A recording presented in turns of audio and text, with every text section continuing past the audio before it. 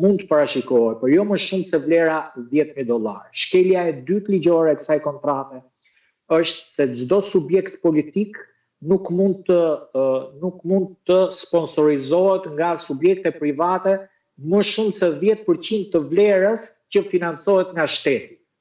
$6 milion për fushatën elektorale kalojnë vlerën përfshirë dhe sponsorizimet e tjera private, kalojnë vlerat maksimale të vetë Partisë Demokratike për financimin e fushatës elektorale, sepse që njerëzit ta kuptojnë, kur një parti, le të themi, financohet €100.000 nga shteti, nuk mundet 10 milion euro apo 20 milion euro të financohet nga privat.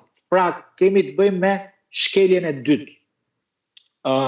Nga ana tjetër, do të thoja që